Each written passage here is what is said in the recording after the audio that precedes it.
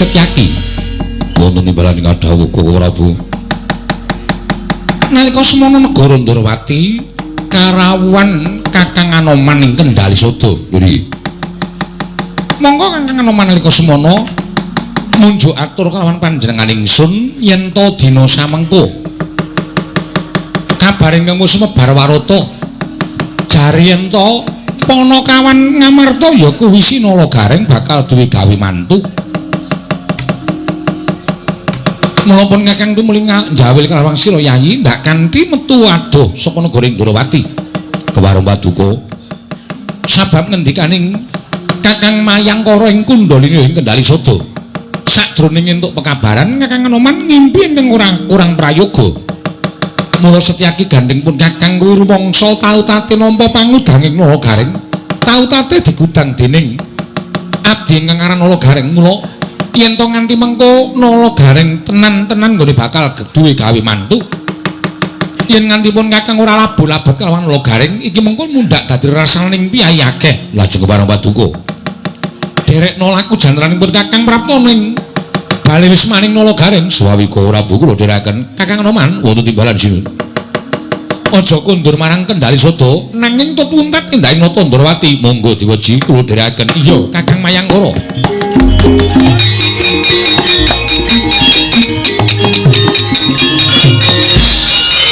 Kinota dilamun katututan lamun mangsa prawira diktaya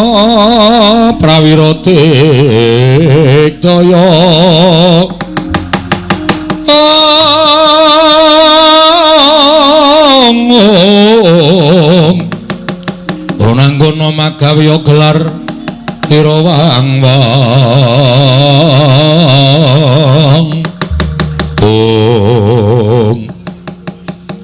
rantak-rantak lakuning para Satakara liwat dalan ing Anjuk ning negara Ndrawati dikatine apa? Setyaki ana barat.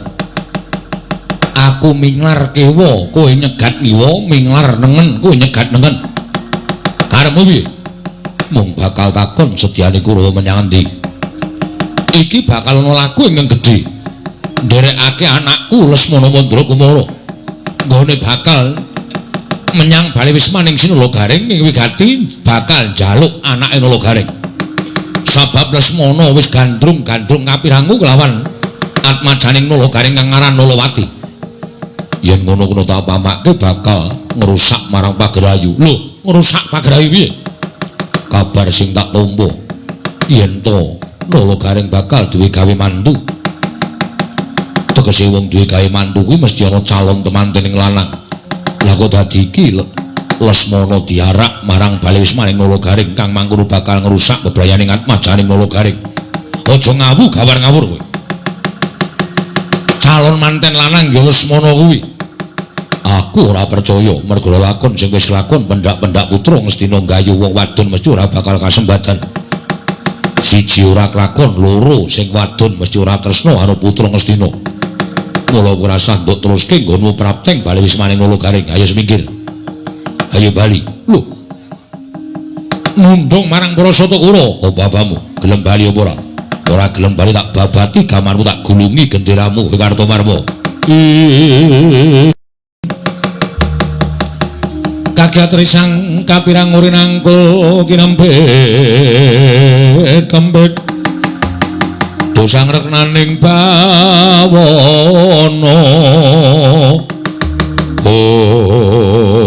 Wah, urap-urapan suaramu menyangan diwayang ngeri Kurawa ketemu karo wong-wonge Pendha mesti sulaya. Ora sandadaku ki Gunung Bayu bali ora.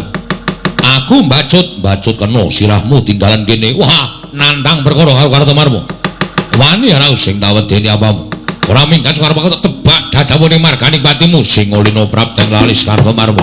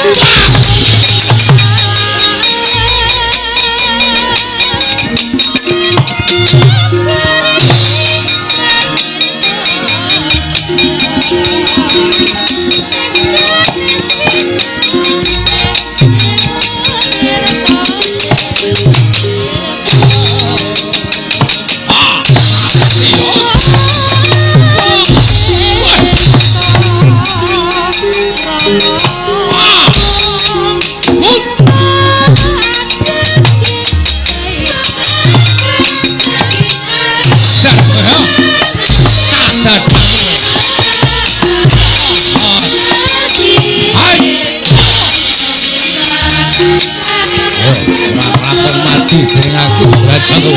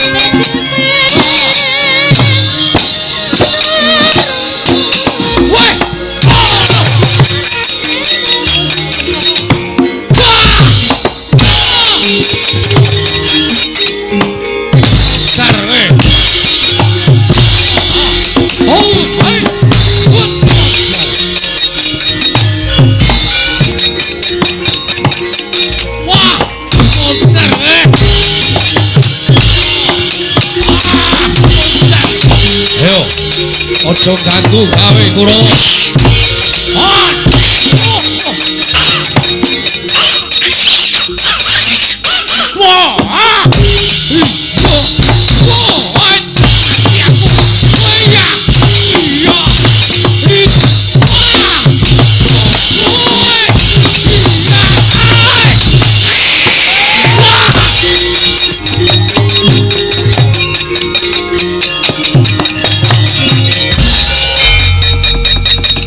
Man.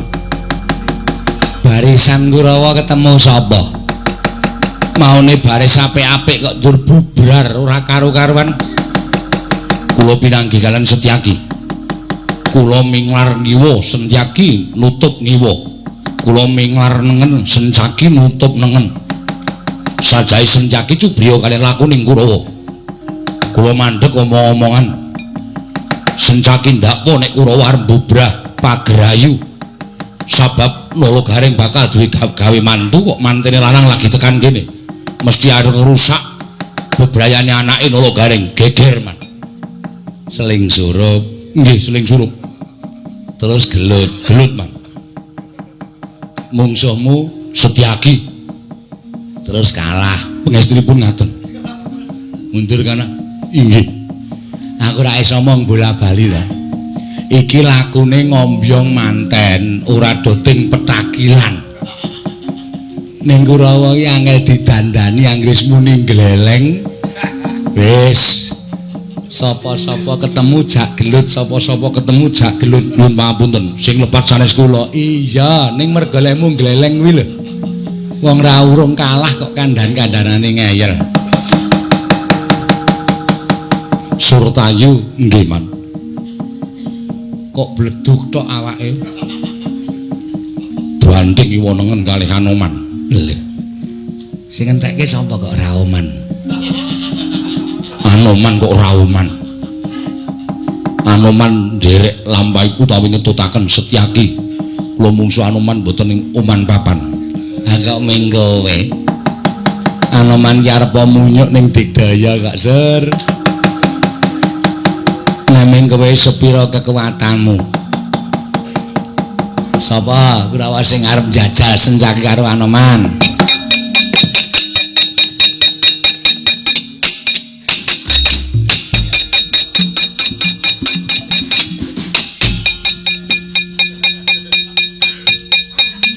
Ngopo kok cengengesan man? Metune gleleng ki ora urung ya ming modar. Kurawa ki ora ana sing mangga priya. Apa kece, Pak? Sak gedagan iki malam ini Dulma Gati nek purut maju belak melantasi samudayane. Maju.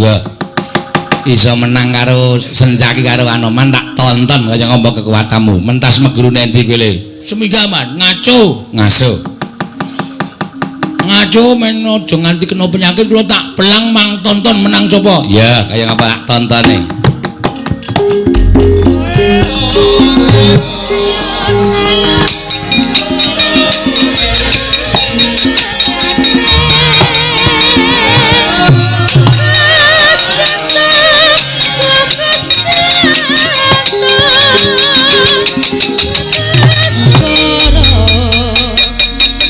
Adoman dasar kepala nyoto Raden Durmagati dasar kepala nyoto kowe sing ngoblak-ablik kula wonyok inggih kowe aja gleleng aja gembilo cilahmu kowe aja ngalake kaltomalmu aja ngalake cultayu ning sapa sing maju ning pabaladan bengi iki Raden Durmagati aku Cenopati ning Kulawa kowe njaluk modal cala piye modal sek apa sentik-sentik apa modal kanthi lolo sing tok lacake nganti sundul tekan bun-bun sing dadi nyatane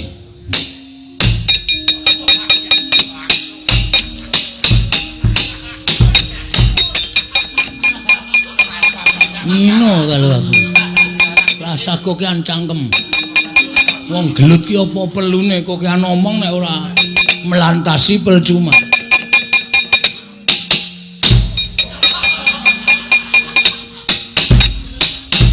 Oh, model. Kowe kapokmu kapan? Iki mentas megulu anyar. Ya, kemaju legane ati.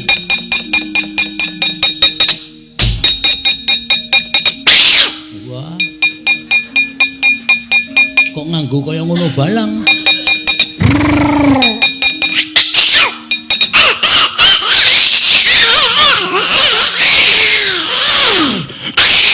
Waduh.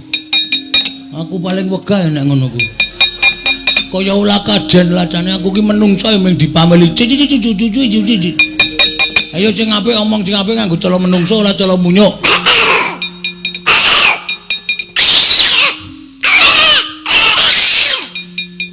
Oke. Iki ulah ngece lho iki jan aku muni oke tenan kok. Engko dikilo ngece. Modal. Wih, dan angel tenan.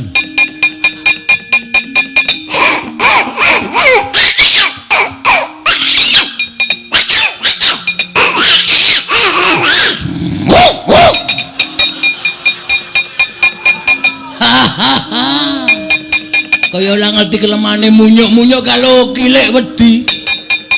Ayo. Kowe kalau aku padha-padha mbiyen sak lombongan. Kowe munyuke aku kilike. Dadi ledek munyuk. Ning cah iki dadi musuh kowe apa aku sing tekaning Pati Cenggana.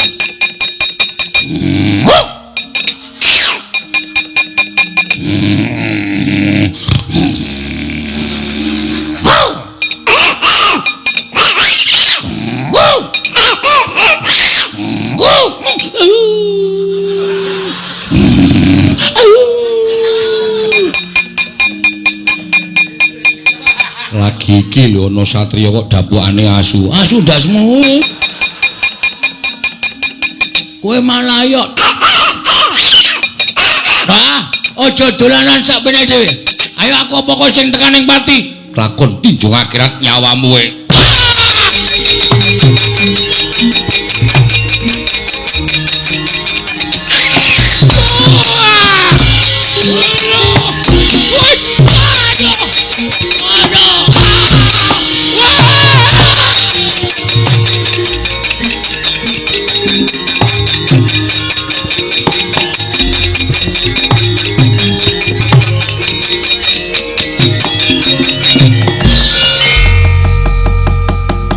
Kowe iki pangeran mati kok maju perang nggawa kirik barang iki ngapa ta? Cangkem kula ya, Man. Hah? Cangkem kula sing muni. Lho, kok kaya persis. Malah apik kowe lho dur mbangani pirike. Jengkul sampean mlocot. Nglekoso li gelut madunekke kilik ora. Kalah. Kawon. Musuhe Anoman. Anoman munyuk kowe menungso kalah karo munyuk nek aku isin. Kula kok biasa. Ora isin. Lah, isin go melem ilang. Kok cantik mawon.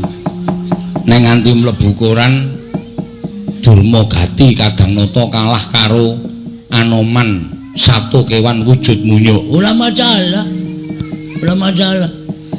Mlebu koran mbok men kondang. Kondang kok kalah. Weh, nek rak mlebu koran. Mare sampean tahu apa mlebu koran? Ora tahu paling nggo bungkus kacang. Wong elek kok mlebu kolan. Sapa sing arep maju? Nah iki.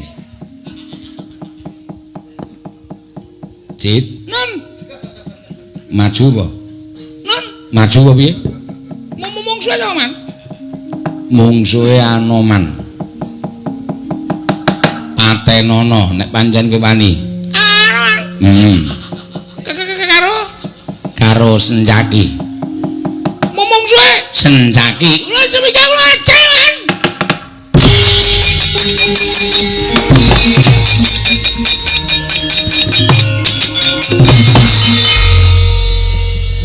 Lho, kok cepet banget? Kula niku nek temandang ceket-ceket. Oh. Sencaki mati. Lho, kapan, Man? Lho. Aku takon karo kowe Sencaki mati. Lho, kapan kok orang layati? Lho kowe mau ki rono ngopo? Kuwo lah semen dawe Sencaki patenono. aduh salah tampa, Man.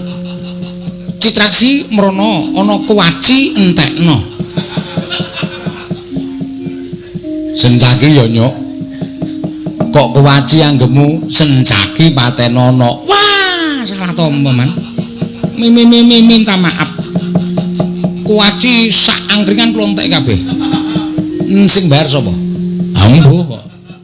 Kula ditagih sing dodol ya ora semawur wong kula entuk dawuh saka sampean. Dadi jebule kon mateni Sencaki to? Heeh. Mbok mutar nek wani. Susah.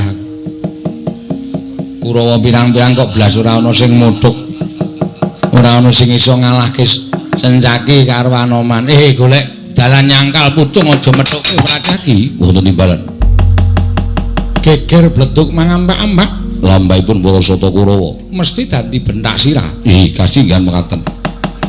Kok ora leren-leren nggonmu sengit karo para sata Kurawa?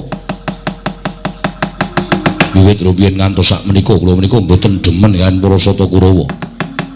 Nadyan panjangkanipun menika sae ning nek ketemu Kurawa niku nek ora ngobrak-abrik barisaning Kurawa, rasane kurang genep. Kurang marem atine Setyaki. Ngono Dimas. Ya to yen pancen kaya mengkono, terusno lakumu kelawan Kakang Anoman. Aku tak ngambantir Gantara Prapting bali wis maning nala garing Jawi. Kula Prabu kula dherekaken. Ayo Dimas Haryo Setyaki. Mbakne ora wonten dawuh napa, Mas? Mumpung iki ana wektu sing mirunggan iso sak pejagong. Mergo aku nek esuk iki mesti wis tindak kantor pos. Nggih. Monggo aku nek rawuh ki sore. Dadi nek ketemu karo kowe iki arang-arang, monggo kowe lemu nyinden ya larise ora jamak. Nggih.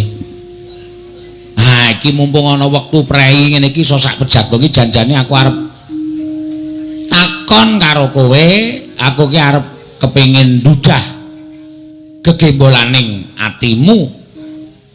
Ning tak jaluk kowe sing jujur, Aja nganti kowe ngapusi karo wong lanang, merga wong wedok sing gelem ngapusi karo wong lanang kuwi hukume bakal disiksa dening neraka. Nggih. Ki Lurah kula namung nderek pandangon paduka. Anake dhewe Sinalawati wis gedhe. Wis carane kembang kuwi wis mekar. Mula ora aneh nek akeh tawon sing padha kepengin ngisep sarining kembang utawa ngisep sarining puspita. Mbuh tawon saka ngendi? Aku ora ngerti ning embane kaya ngono kuwi sing jeneng duwe anak wedok ki nek wis remagang dewasa kuwi pancen yo angel tenan ling ngrangkani karo bocah wedok ki angel tenan. Mula kudu ngati-ati ngolatake karo cah wedok. Sama-sama anak-anak dhewe iki pamit belajar kelompok ya diulatke tenan. Nek perlu ning omahe kopo kancane sapa wae dinguk. Kala mangsa wong tuwa iki nginguk sinau tenan apa ora merga tanggane dhewe kae akeh sing ngaku belajar ke kelompok mulai-mulai meteng ku ya pirang-pirang. Nggih. Mula kudu digatekke. Nggih Ki Lurah, napa sing panjenengan dawuhaken badhe kula candhi nggo jimat bener. Nah. Pirang-pirang dina iki aku kok kaya piye ya rasane iki atiku ki janggel. Kersanipun menapa? Kuwi lho apa bingung, aneh. Delok karo kahanane anakmu wedok. Kersanipun pripun? Bocah kok anggere kowe ora ana ning omah kok ora gelem metu saka omah utawa sekolah kamar. Metune nek wis kowe neng omah. Monggo anggere pendak-pendak tak jak jagongan iki mesti aling-aling karo awakmu. Lilingguh ora wani cedhak karo bapak. Gek tak sawang-sawang kuwi raine kok pucet. Ora dipupuri kaya wis putih banget kae raine si Nalawati. Luwe-luwe ya yem tak andani. Pirang-pirang dina iki aku krungu kluruking jago mongko durung wanci bar jam 12 bengi. Monggo ujaring para sepuh ila-ila padha ngandhakake nek ana kluruk jago sadurunge bar jam 12 ki jarene eneng wong meteng. Ya muga-muga aja merga upama nganti kateman karo anakmu Sinalawati kaya ngapa wong tuwa nggone wirang. Wong tuwa ning gula wentas sikir dienggo sirah-sirah dienggo sikil entek-entekane mung diletoki tletong karo anakmu wedok merga pokal gawene sing ora bener. Nggih, Ki Lurah, nggih. Lah saiki tak takoni. Bocah kuwi masuk angin apa bocah kuwi lagi lara? Apa bocah kuwi kena ngapa? Kuwi kowe matura karo Kakang Mas Pangeran Nalagareng. Nggih. Wis. Tak wenehi kalodhangan mumpung iki ana wektu sing minunggan iso dienggo ngaso ning omah, kowe matura karo aku. Menawi kula matur kaliyan Ki Lurah Nalagareng. Kula niku ajre. Lho ngapa kok dadak mewek barang iki ngapa? Kok dadak nangis barang ki ngapa? Menika Ki Lurah ingkang kula antu-antu pandangonipun Ki Lurah Nalagareng ngrembak perkawis babagan putra panjenengan. Inggih menika pun Nalawati. Ora ngedeg-degi pikire wong lanang lho. Ora nganggo nangis-nangis ngono kuwi barang. Malah kemrungsung pikir aku. Ana apa kok dadak nangis barang apa? Anu Ki Lurah. Nak wonten paring dawuh biyo. Mbok kowe matur dhewe ta, Nak. Mbokmu ora aku agang matur karo bapakmu merga bapakmu ki wacake kaya Prabu Baladewa. Galake ra jamak-jamak, senengane getaki simbok. Engko nek jantunge simbok kumat. Sapa sing arep ngrukti karo simbok, Nak? Ora jane iki ngapa ta kowe iki? Nangis-nangis barang iki ngapa? Kok aleman? Nangis. Teruske. Ora suwe-suwe mangan selop. Kuwi urung matur wis kon mangan selop. Kowe omong dhewe ya Nalawati, aku wis ora iso matur karo bapakmu nek wis kaya ngono kuwi Nalawati. Nalawati. Wonten dawuh bapa. Maju kene. Inggih. Matur. Mbokmu ora kuat matur. Matur ana apa? Apa kowe ndek utang akeh apa kowe kepiye? Apa kowe diladaki kancamu? Apa kowe diece karo kancamu? Kok nganti si mbokmu nangis kaya ngono kuwi? Matura karo bapakmu. Kan maju.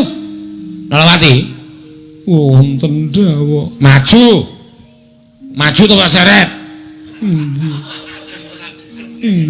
Wah, senengane ganggu karo pikirane wong tuwa iki aku ora seneng ya. Maju kae wis. Ayo toh dijumbuhke karo nek njaluk dit dienggo rebonding barang ana kae. Nek njaluk dit ngoso-oso nek kono matur karo wong tuwa kok ora gek cekat-cekat. Ayo kae. Maju. Maju wae tak. Joke. Gawe maju.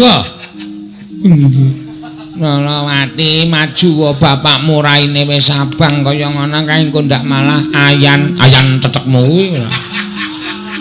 Ujung rai abang kok ayan senane. Maju kene nok Cabaguk Cahayu. Ing Manodya Yutama ngambararum sang kusuma.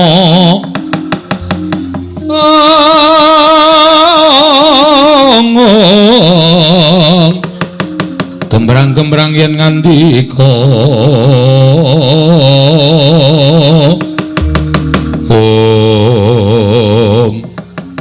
wis kowe matur karo bapak kowe lara nek lara ayo tak presake none Mas Mantri.